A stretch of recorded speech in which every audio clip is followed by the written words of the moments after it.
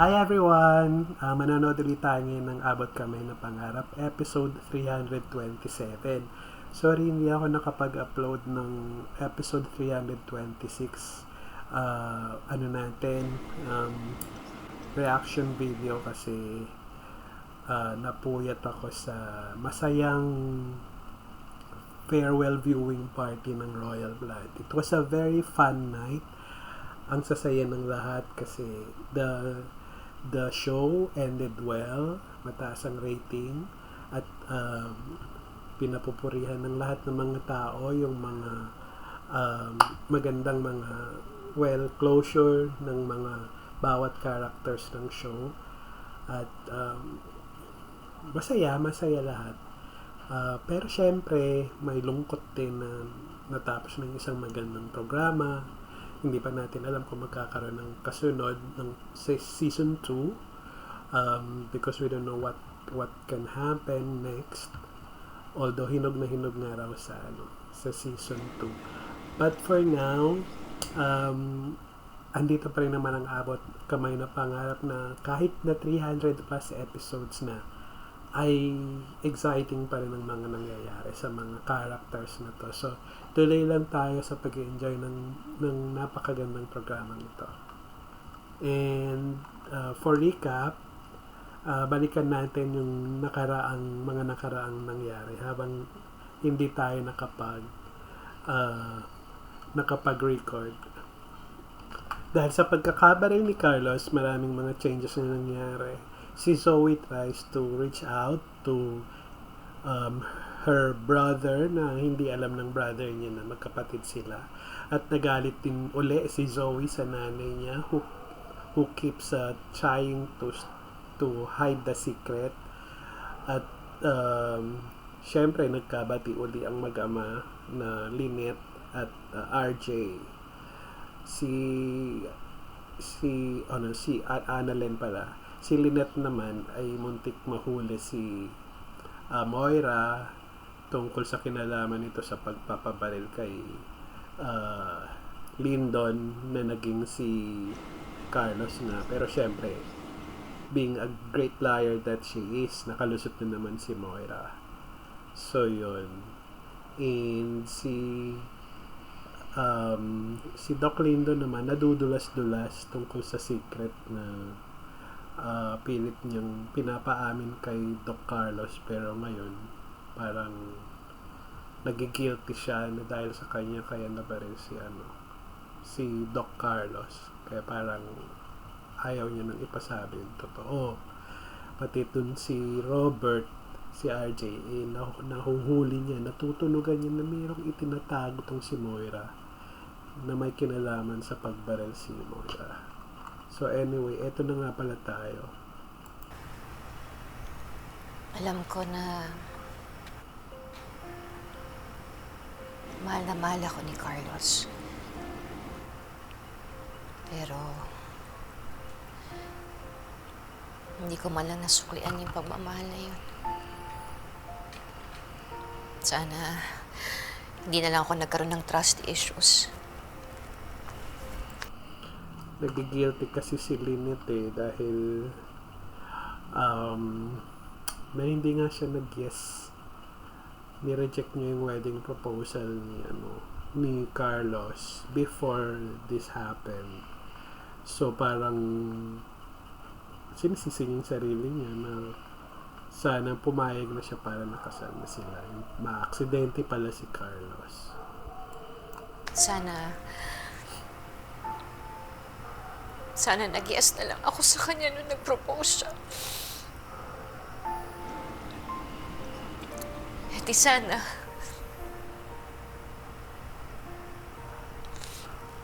nasabi ko sa kanya na siya yung gusto kong makasama hanggang sa pagtanda.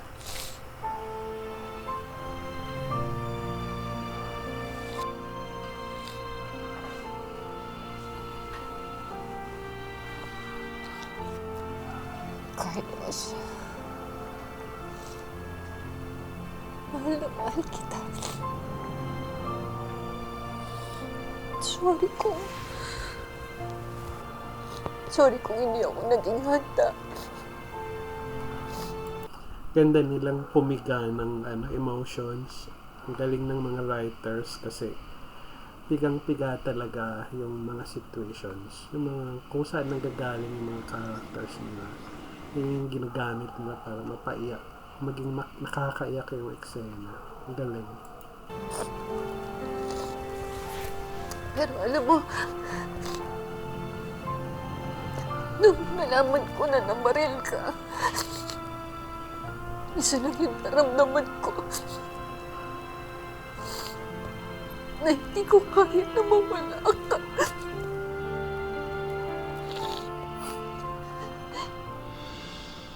What? No! Kasi, Sige, lusot. Kahit lusot si Moira sa pagsisinungaling niya kay RJ tungkol sa nilalaman niya sa pamamaril. takot na takot ka kanila eh. Ayaw mo pa ako paalisin. And you were panicking. Ngayon lang kita nakita ng ganun. Robert, paano ko naman malalaman na magkakaroon ng barilan doon? Ano ako, psychic? Kaya lang ayaw kitang paalisin kasi ayaw kong magkita kayo ni Lynette. Robert naman, pati yung pagpigil ko sa'yo, minamasama mo. Tapos pagbibintangan mo pa ako may kinalaman sa barilan. I know masungit ako. Pero hindi ko naman kaya magpapatay ng tao. I'm not a killer. Nuno ng sinungaling. Kaya niyang magsinungaling habang nakatitig dun sa taong pinagsisinungalingan niya. Hindi ako masamang tao, Robert. Tama na yan. Gusto ko na magpahinga. Biglang Pero Carlos, konti na lang, maiiyak na ako dito kay Lynette. magpagaling ka na. Magpagaling ka na kasi magpapakasal pa tayo. Oh. Kasi pag gumaling ka na, iibain ko yung sagot ko. Iibain ko yung sagot ko. Carlos, yes, I will marry you.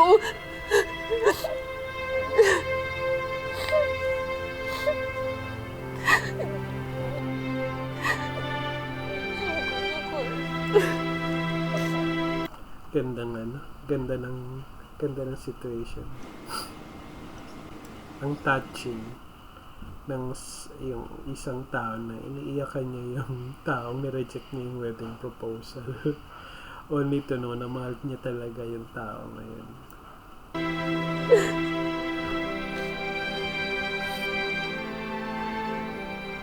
And the power of love makes him wake up. Carlos. Wow! Diba? Ang ganda. Ang ganda ng eksena. Galing. Carlos. Carlos. Carlos.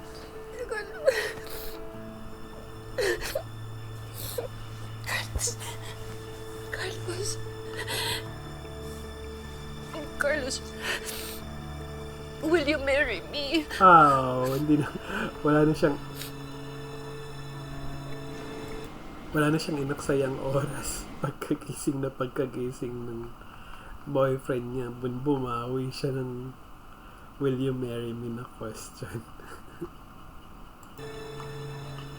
Yes. Oh, wow. Ganda ng eksena.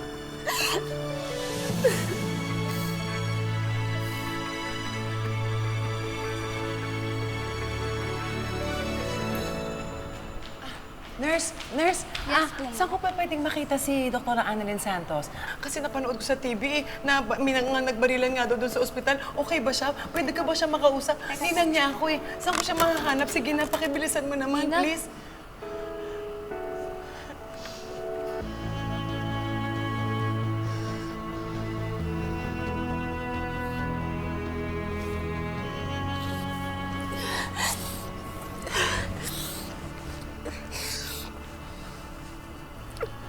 Pakasalan na kita.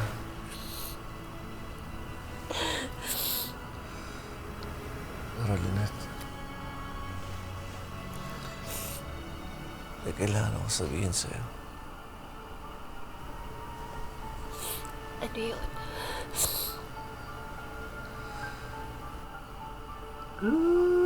Sasabihin na ba niya yung totoong relasyon niya kay Zoe? O ba't tumingin pa siya kay Carlos? Ay, kay Lyndon?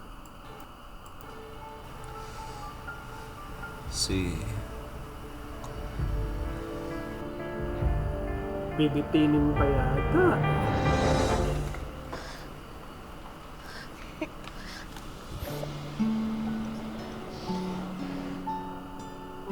Kakatouch naman. Magninang reunion. Okay ka? Okay ka ba? Wala mo nangyari sa'yo, anak ko. Hindi ka ba nasaktan? Hindi ka ba nasugatan? Okay ka ba? Kamusta ka? Okay lang po ako. Namiss mo kita.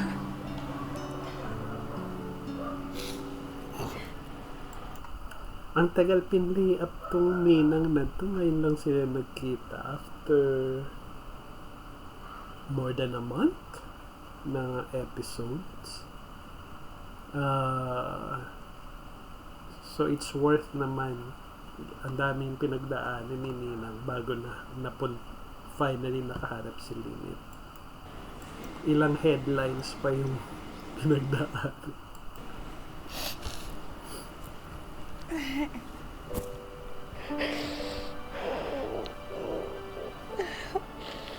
Namiss din kita na. Namiss ka ng Ninong. Oo nga, Doc, Ayun na, sasabihin na. magpahinga ka muna. Abay, pipigilan Conserve na yung na. lakas mo. Siya itong nanguurot dati. Siya ngayon yung pumipigil dahil sa guilt. Anak ko, si... Ayun na. Sasabihin na. Anak ko, si... Nag-commercial din. Doc, Anak, si Harry. Kakausapin namin siya ni Annalyn mamaya. At sasabihin ko sa kanya na Gilan gising ka na. na. Carlos, Pinigilan. tama si Doc Lyndon. Huwag ka na lang muna magsalita. Baka kasi makasama sa'yo eh. Kung ano man yung sasabihin mo, saka na yun, ha? Huwag mo nang isipin yun, ha? Sandali. Tatawagin ko si Annalyn, sabihin ko sa kanya, nagising ka na. Ha? Sandali, babalik ako kagad. Doc, sandali.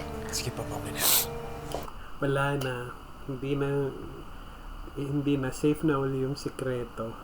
So, ibig sabihin, tatagal pa ang show. Kasi ito yung main secret na nagpapatakbo sa sa mga ganitong soap drama.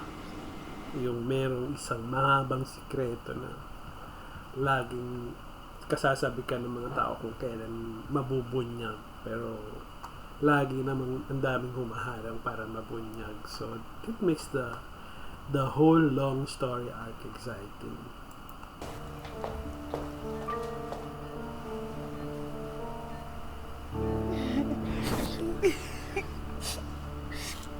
Teka muna, anak.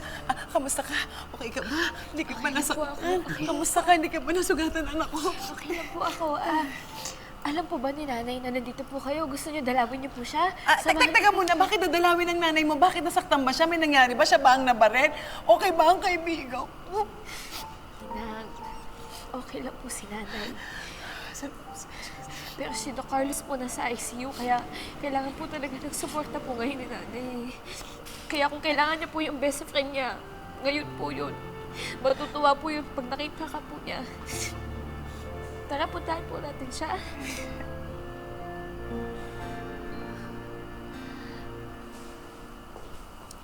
Chang, Lynette, ano na, kumusta na si Carlos? Chang, gumising na po siya. Ay, salamat. Si Annalyn po nasaan? Ay, may pinuntahan lang. Saan na ba nga? Anak, Nay, May bisita po kayo. Bitin pa eh. Kung sino yung bisita, hindi agad pinakita eh. Bisita?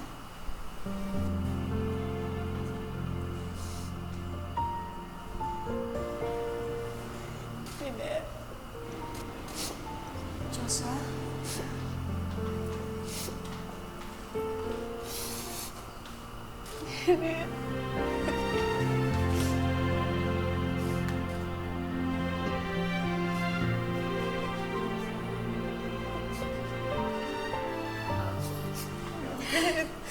Sorry Sorry talaga sa lahat ng mga nasabi kong mga masakit na salita. Sorry din kung tinapo mo yung pagkakaibigan natin. Sorry talaga. Diyosa, hindi mo kailangan mag-sorry sa akin. Naiintindihan kita. Ang mahalaga, bumalik ka na. Dito na ako. Miss na kita.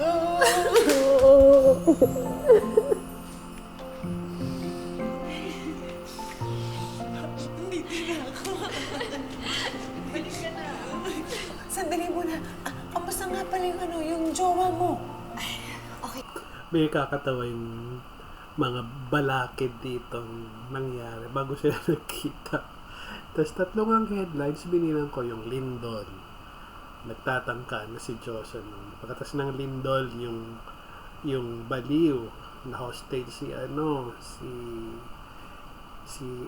Annalyn ng Baliw, na sino nga Manilin, na nawala na rin pala yung kwento nun. Hindi na nabalikan kung nakaligtas ba o hindi si Manilin. Tapos yung pangatlo is ito, yung assassination attempt na nandun mismo si Lynette nung nabaril si Doc Carlos. So, yun yung mga yun, yung para ma-start yung kwento. Madaming mga humaharang sa pagkikita nila. Ilan sitwasyon yung humarang, pero happy ending kasi nagkita pa rin sila. Okay na siya. Gising na siya. At saka, Annalyn, Chang, pumayag na ako magpakasal kay Carlos. Talaga po!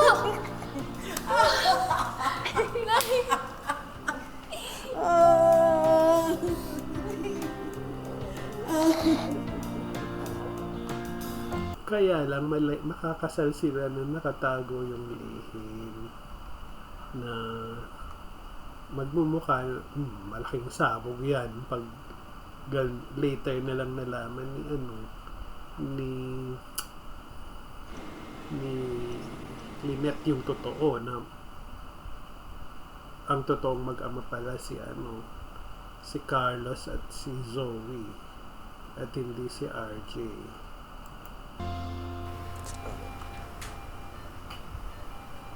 Salamat din. Doc, salamat niligtas mo ako. Utang ko sa'yo yung buhay ko. Kung tutuusin, pwede mo namang hayaan na mamatay ako. Pero, pinili mo pa rin na iligtas ako. Totoo naman kasi kung napatay si Lyndon, ligtas na rin si Carlos sa lihim niya. And yet, hinarang niya yung sarili niya. Kaya buhay pa rin yung secret keeper niya.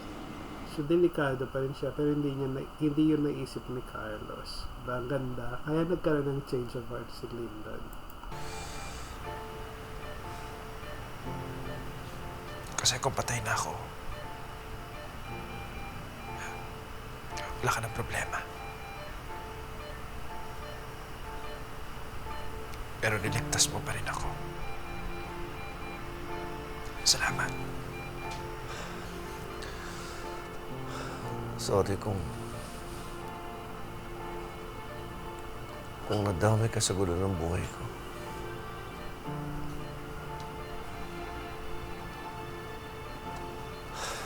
Salamat. Doc, isa lang yung hiling ko sa'yo. Sana hindi maapektuhan yung relasyon mo kay Annalyn, kay Ma'am Lynette, kay Zoe. Naluha ba si Ken-chan? Oo. Shy. Alagaan mo sila.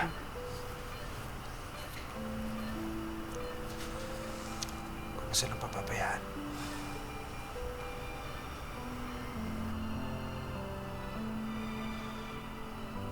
Pero pinapangako ko sa'yo, hindi ko sasabihin yung sekreto mo. Salamat. Salamat.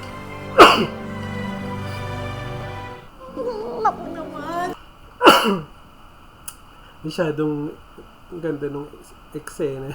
Nakalimutan kong mag-pause. Nakaka-copyright na naman ako nito eh. Hindi naman. Langga, sakto naman yung pagbalik ko. May namonol ka na. Ipakilala mo talaga ako sa jowa mo, ha? Eh, syempre naman ipapakilala kita. Teka, sandali. Hindi na po siya. Nay, congrats, Nay! Salamat.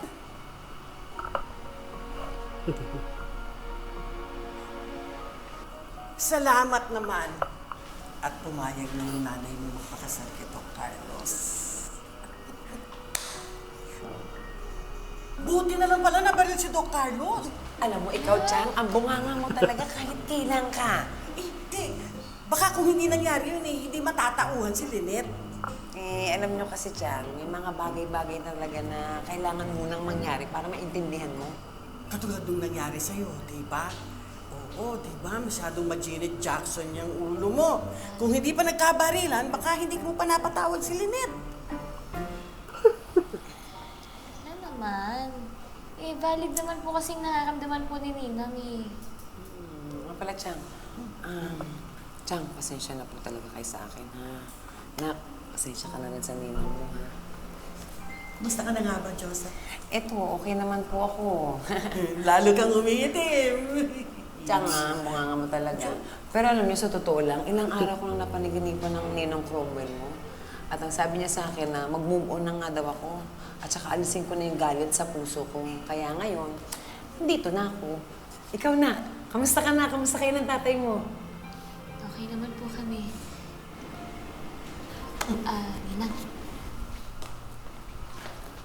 May sasabihin po pala ako sa'yo.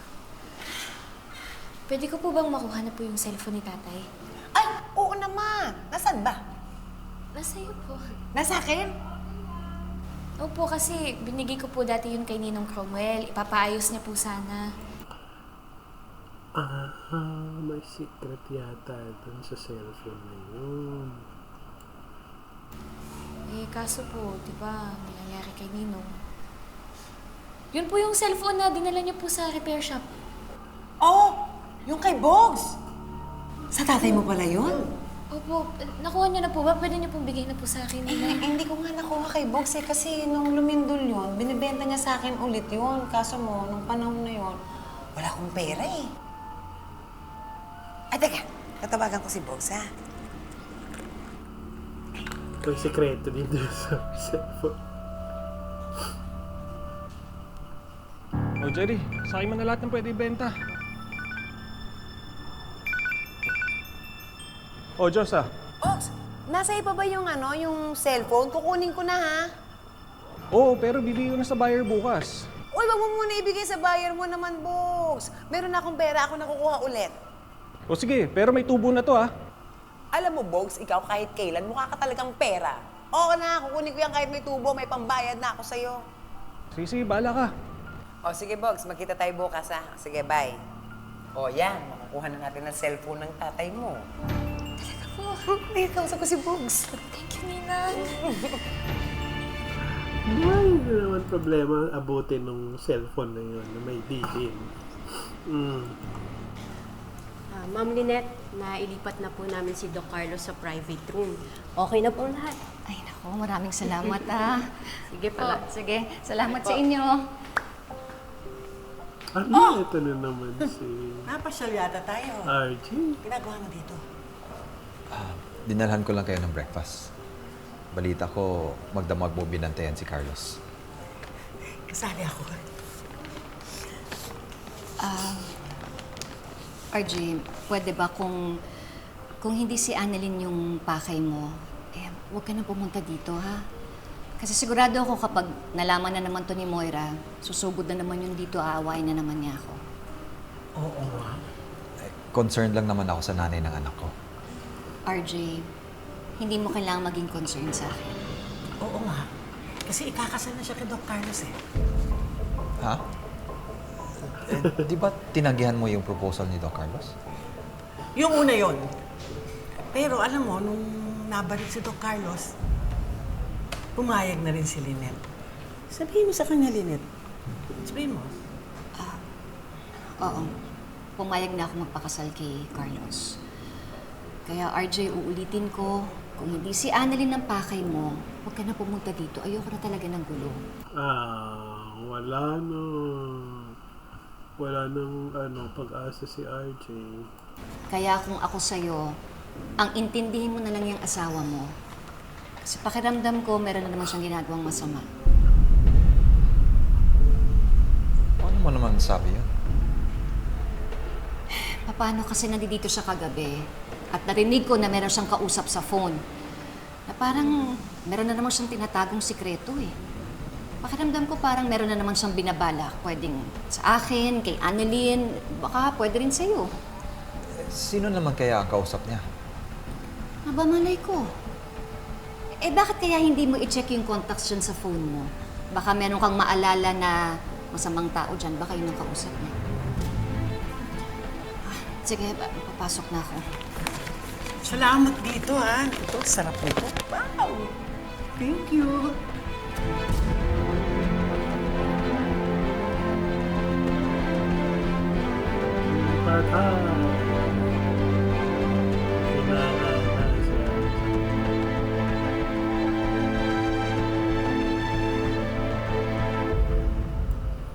Tanungin mo na kaya asawa mo. Titignan ko na lang dito sa phone ko. Nandito na may mga old files ko eh. I'll check na lang. Sige. Oo. Ay, wait lang. Tawagan kita mamaya, ha? Bye. Hi, Dad. Hi. Dad, kailan yung next therapy mo? I think you have 2 more left. After this weekend, isa na lang. Okay. Samahan kita. Okay? Thank you. Zoe? Bakit parang wala masyadong laman tong phone ko? That's new. Binili ko yun sa States. Saan yung old phone ko?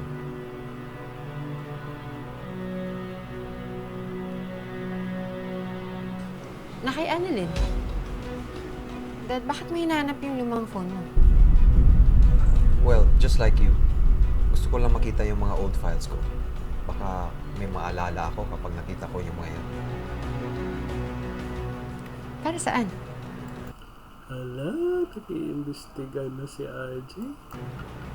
I just want my old phone back.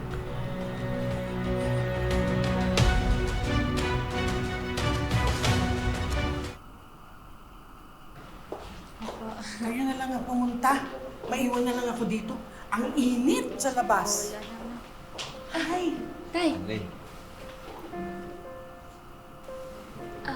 ano pong ginagawa niyo po dito? Hi, Doc RJ! Long time no see po! Nawala nga pala yung memorya niya, no? Ako po si Josa. Kapatid po ako ni Lynette. kapatid ka ni Lynette? Parang hindi ako naniniwala. Tatay, siya po si Ninang Diyosa po. Best friend po siya ni Nanay. Kilala niyo rin po siya dati. Hello, Josa. Pasensya na. Yan talaga. Kapatid daw siya. Tay, ano pong ginagawa niyo po dito?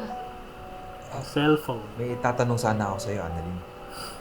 Nasa'yo ba yung lumang phone ko?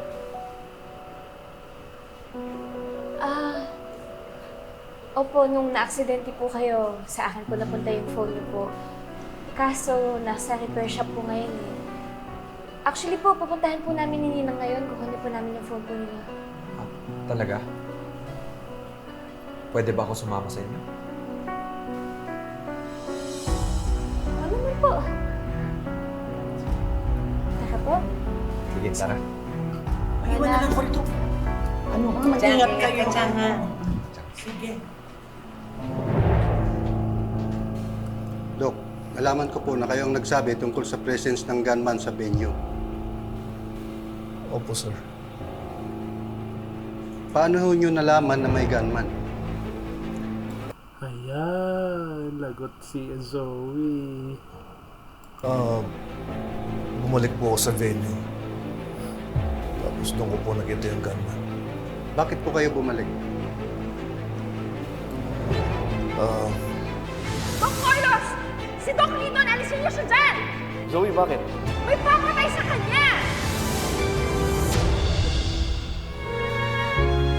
Anong ebidensya?